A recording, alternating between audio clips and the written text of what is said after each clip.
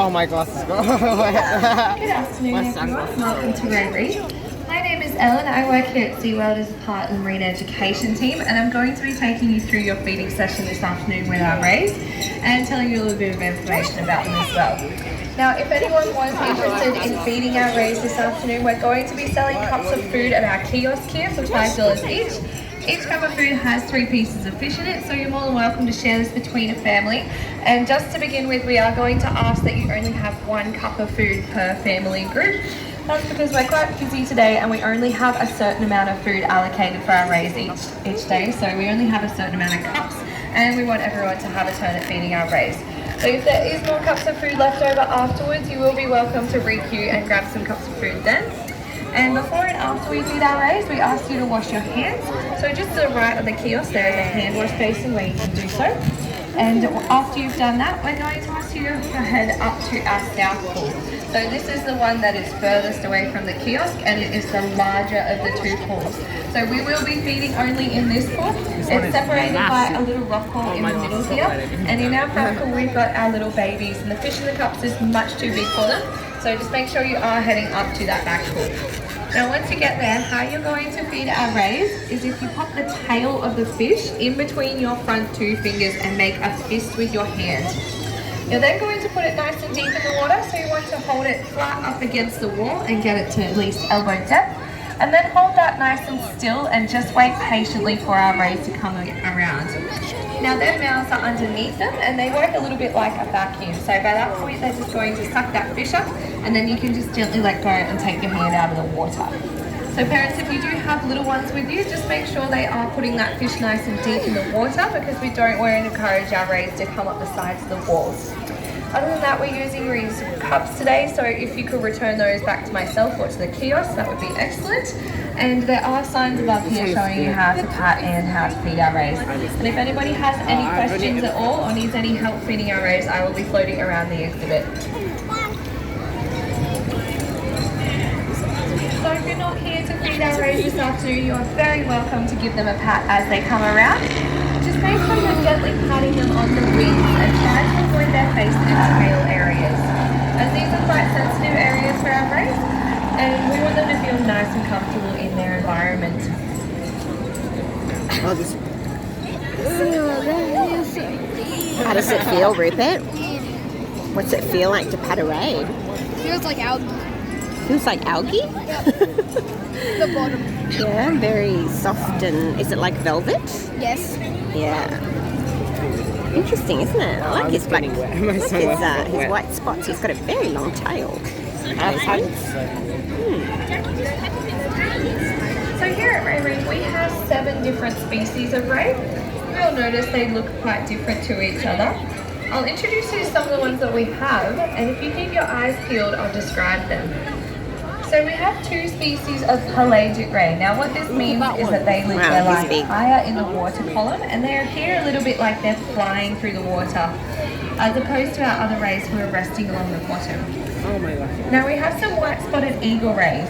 They have a kite-shaped body with white spots all over their back and a really long black tail. So these guys are still juvenile, they're probably around 5 months old. And the reason they get the name the eagle ray is not only because they look a little bit like they're flying through the water, but also they can use their fins to flap really hard to actually leave the water column and fly through the air for a brief period of time. Wow, check that. That's something quite handy for them because if they're getting chased by a predator, they can just fly out of the water column and leave them for a minute. And then by hitting the water surface hard, it can stun and confuse their predator and give them their best chance at getting away. Now sometimes the rays also do this behaviour because sometimes parasites will become attached to their body. So when they do hit the water surface, this can help them to shake these parasites off. But we do have another way of keeping our rays nice and clean and parasite free here. If you look around the exhibit, you will notice that we do have some little fish in here as well. So these little fish have a blue, a black and a white stripe on them, and they are called cleaner wrasse. So they are not our rays' food, but these little fish that are in here, they actually eat the parasites that might be hitching around on our rays. So they keep them nice and clean, and have a mutually beneficial relationship with each other. Well, they definitely know it's feeding time. They're very active So now. the other pelagic ray we have is called a cow nose ray. They have a more caramel colour to their body, and they also have a very distinct snout that looks a lot like a cow's nose, so you'll be able to see where they get the name from. We only have one at the moment up in our south pool.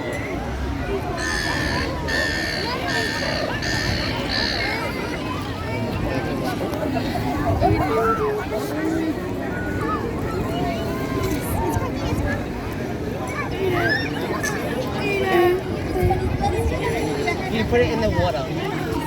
So just a reminder for those of you who are feeding our rays, we are only feeding up at our south pool. Now this is because in our fish pool we've got our little babies, and although they might try to tempt you, the fish is a little bit too big for them. So just make sure you are heading up to the larger pool where our larger rays are cast. Now just remember to hold that fish nice and deep in the water, hold it flat up against the wall, and then just wait nice and patiently. You'll have to be quite brave and just wait for our big rays to come around. Now you don't have to worry about our rays biting you, they can't bite you. Like I was saying, their mouth does work a little bit like a vacuum, so they will probably try to suck that fish out of your hand. But they also don't really have teeth like we do. They have something that's called a dental plate, and it is basically a really hard crushing plate that's in their mouth. So if you can imagine all your teeth fused together, it would look a little bit like this. And that's because our rays, they like to feed on benthic organisms like crustaceans and mollusks and bivalves. Now all of these species have quite a hard outer shell on them, so they need these really hard crushing plates to crush through that to get to their soft body inside. And once you have finished feeding our rays, you can wash your hands. Just to the right of the kiosk, we have a hand wash basin. And if you could please return your cups back up to the kiosk, because we're trying to minimise our plastic usage here and we will reuse them.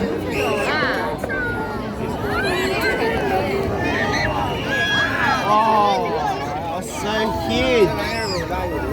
Oh my gosh, Dad, you're pushing me. So sweet. 它这么热呀？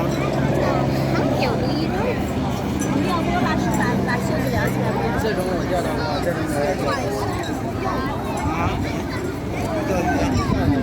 What do you like most about stingrays, Rupert? Them Sorry? stingrays. Ah, right, okay. Oh, too funny. Alright. Pretty amazing, aren't they? 我一直听说过。哪个尾巴？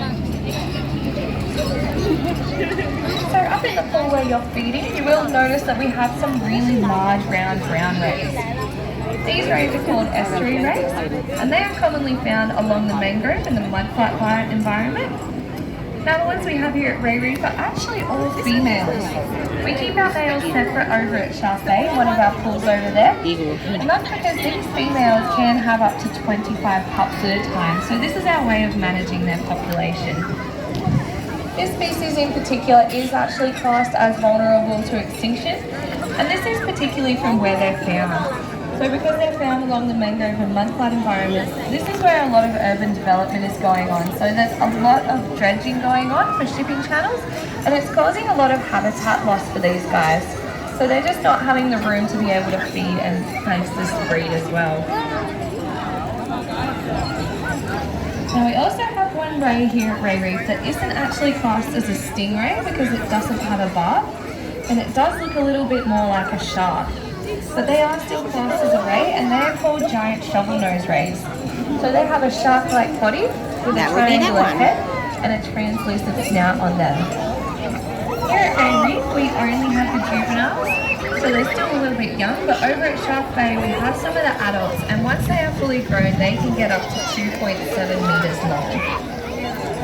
And because they don't have a barb to protect themselves, they rely on having that shark-like appearance. So they're kind of like the master of disguise.